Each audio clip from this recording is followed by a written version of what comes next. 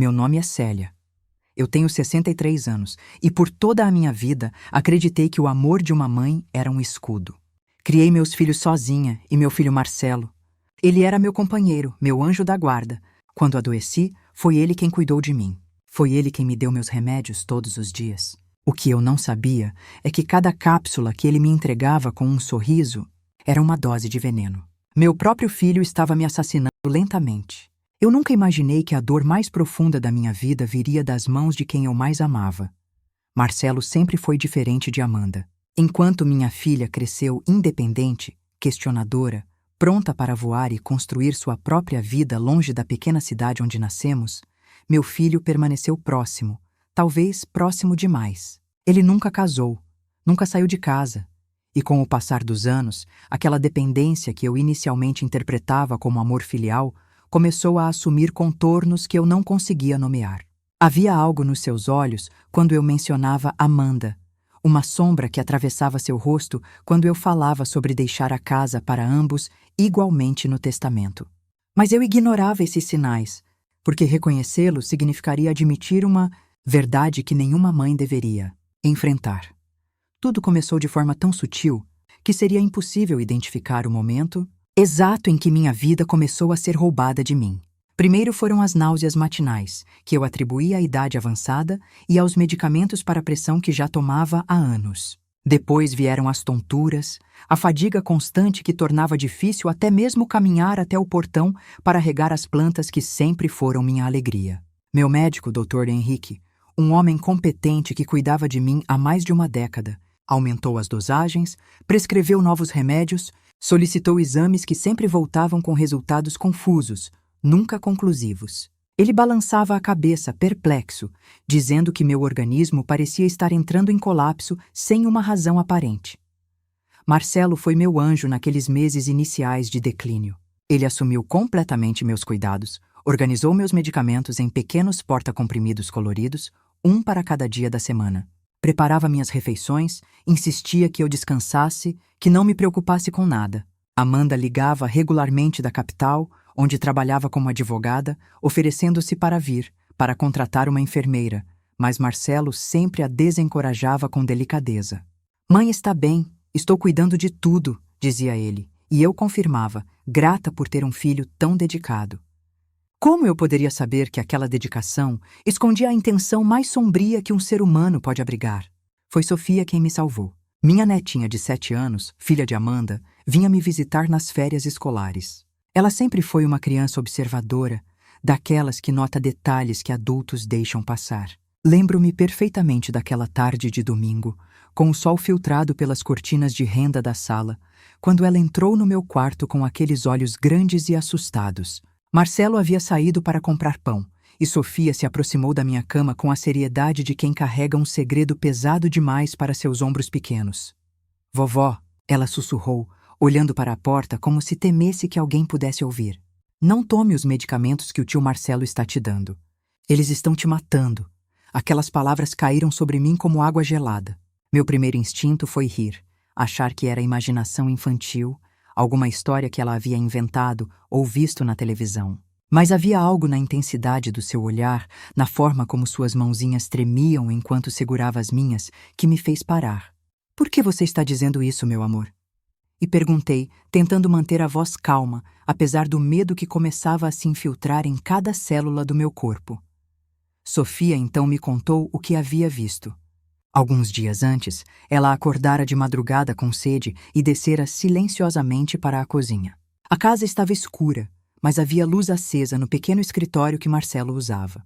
Curiosa como toda criança, ela se aproximou e viu meu filho através da porta entreaberta, manipulando frascos de remédios, esvaziando cápsulas e substituindo o conteúdo por um pó branco que ele retirava de um pequeno recipiente sem rótulo. Ela o viu colocar as cápsulas adulteradas de volta nas cartelas, etiquetá-las cuidadosamente com o meu nome. E então ouviu sua voz, falando sozinho em um tom que a assustou. "Mais um pouco e tudo será meu. Ela não precisa sofrer por muito tempo." A criança não entendia completamente o que aquilo significava, mas seu instinto lhe dizia que algo estava terrivelmente errado. Ela ficou com medo de contar para a mãe, com medo de que ninguém acreditasse nela, mas não conseguiu suportar o peso daquele segredo ao ver meu estado deteriorado. Então me contou, colocando em minhas mãos uma verdade que eu não queria aceitar, mas que explicava tudo. Minha doença misteriosa, o declínio rápido e inexplicável. A urgência com que Marcelo havia me convencido a mudar o testamento meses atrás, deixando tudo apenas para ele, com a justificativa de que Amanda já estava bem de vida e não precisava. Minha mente se recusava a processar aquilo. Como uma mãe pode aceitar que o filho que ela carregou, amamentou, criou com tanto sacrifício, estava deliberadamente envenenando-a? Quantas vezes eu havia tomado aqueles medicamentos de suas mãos, confiante, agradecida por seus cuidados? Quantas vezes ele havia me observado engolir minha própria morte com um sorriso no rosto? O horror daquele momento não estava apenas na revelação do ato em si, mas na compreensão de que cada gesto de carinho, cada palavra de preocupação, cada demonstração de amor filial havia sido uma máscara cuidadosamente construída sobre intenções assassinas. Eu sabia que precisava agir, mas como? Se eu confrontasse Marcelo diretamente, não havia como prever sua reação. Se eu simplesmente parasse de tomar os medicamentos, ele perceberia e poderia tentar algo mais drástico. Foi Sofia quem, com sua inocência e coragem, me ofereceu uma solução. Vovó, a mamãe precisa saber. Ela vai saber o que fazer. E ela estava certa. Amanda, com sua mente jurídica e prática, seria capaz de agir de forma estratégica e segura.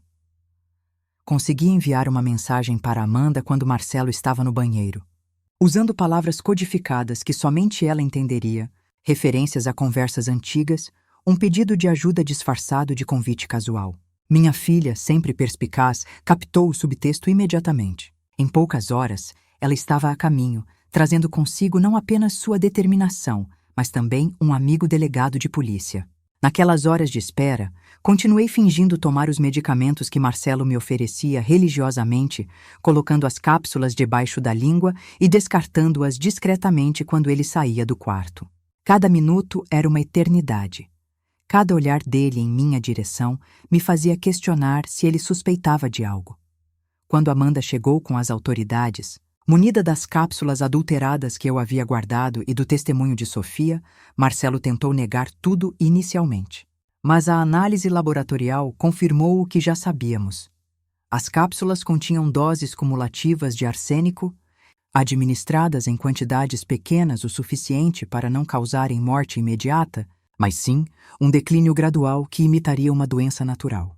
Era um método antigo, cruel, que exigia paciência e uma frieza que eu não conseguia associar ao menino que um dia corria para meus braços quando tinha pesadelos.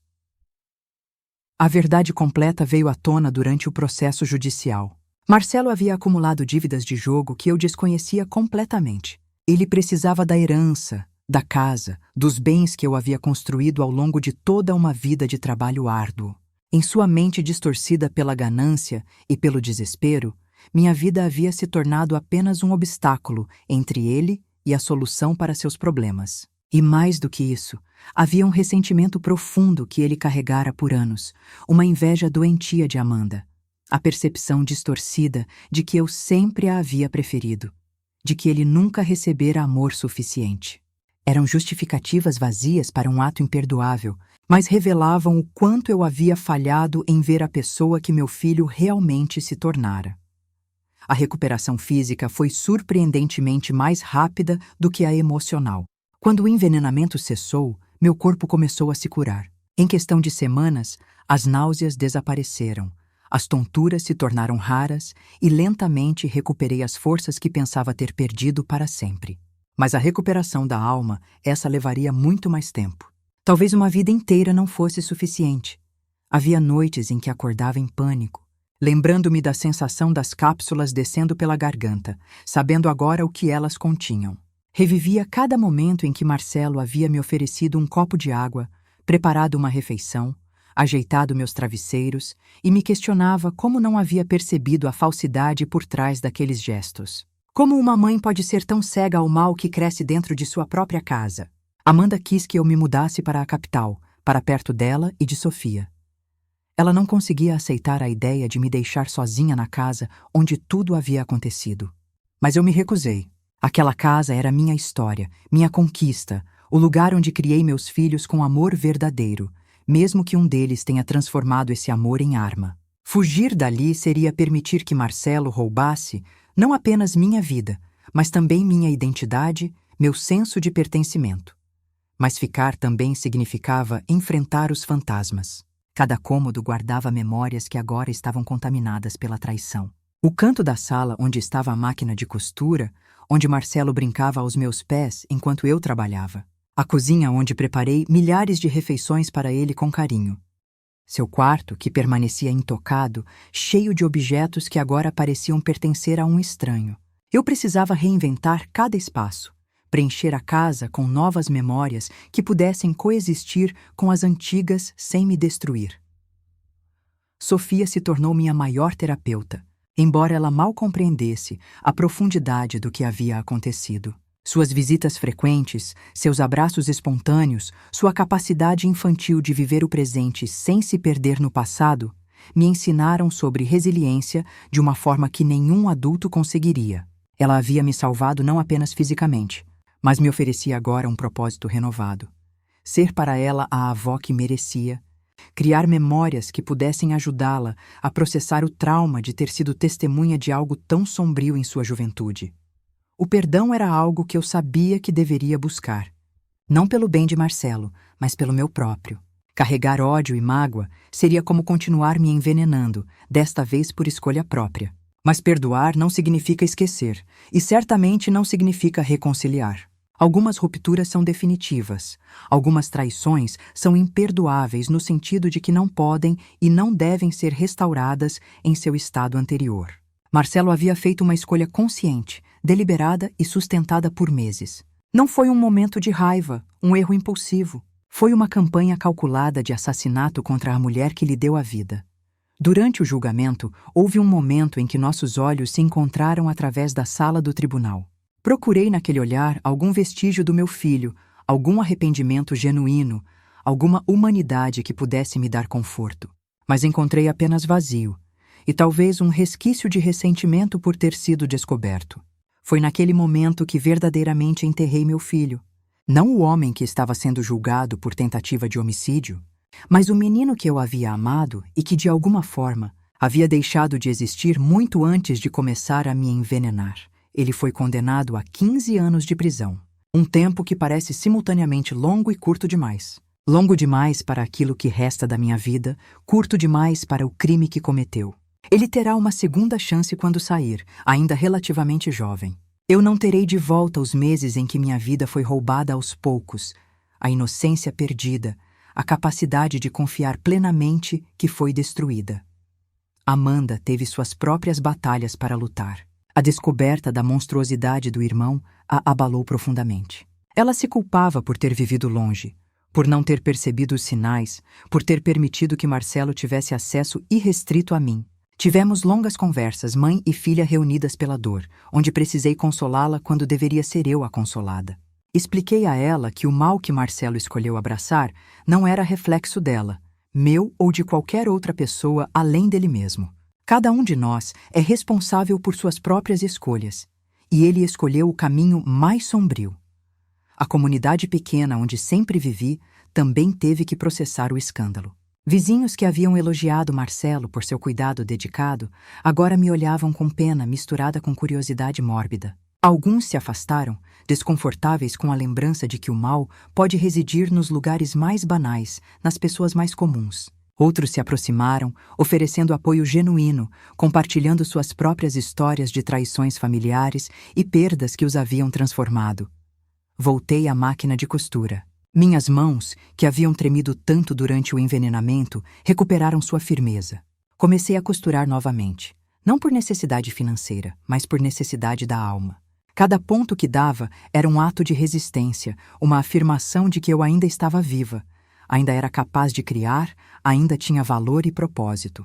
Comecei a fazer roupas para Sofia, vestidos coloridos que a faziam girar e rir, cada um deles uma pequena celebração de que havíamos sobrevivido. Também comecei a escrever. Primeiro apenas anotações fragmentadas, tentativas de organizar o caos emocional que sentia.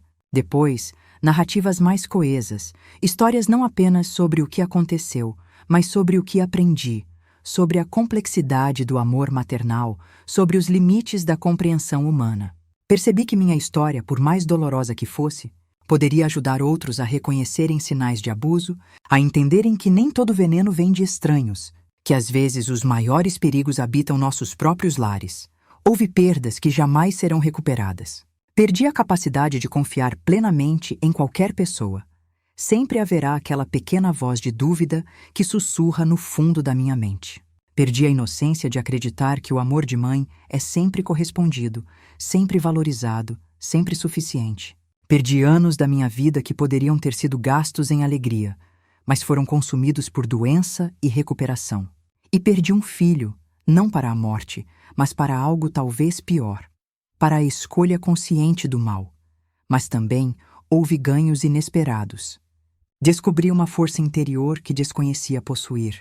Aprendi que é possível sobreviver ao impensável e encontrar razões para continuar. Estreitei laços com Amanda e Sofia de formas que nunca teríamos alcançado em circunstâncias normais. Encontrei uma comunidade de sobreviventes. Pessoas que também enfrentaram traições profundas e escolheram transformar sua dor em sabedoria, em compaixão, em ação. A vida continuou, como sempre continua, mas de forma irrevogavelmente transformada. Aprendi a celebrar pequenas vitórias. Cada manhã que acordo sem náuseas, cada refeição que como sem medo, cada noite que durmo sem pesadelos. Aprendi que a recuperação não é linear, que há dias em que a dor retorna com intensidade renovada e que isso é normal, esperado, parte do processo de cura de feridas que são invisíveis, mas profundamente reais. Sofia crescerá carregando a lembrança de ter salvado sua avó, e espero que isso a ensine sobre coragem, sobre a importância de falar quando testemunhamos injustiças, sobre confiar em seus instintos, mesmo quando são apenas criança em um mundo de adultos. Trabalho diariamente para garantir que o trauma daquele período não defina sua infância, mas que sua bravura e amor se tornem as memórias predominantes. Quanto a mim, continuo tecendo. Tecendo roupas, tecendo histórias, tecendo uma nova vida sobre os destroços da antiga. Não será perfeita, mas será minha, construída com consciência do mal que existe no mundo, mas também com apreciação renovada pela bondade que ainda floresce nos lugares mais inesperados. Cada dia é uma escolha de continuar, de não permitir que as ações de Marcelo definam o resto da minha existência, de encontrar beleza mesmo quando a escuridão parece predominante.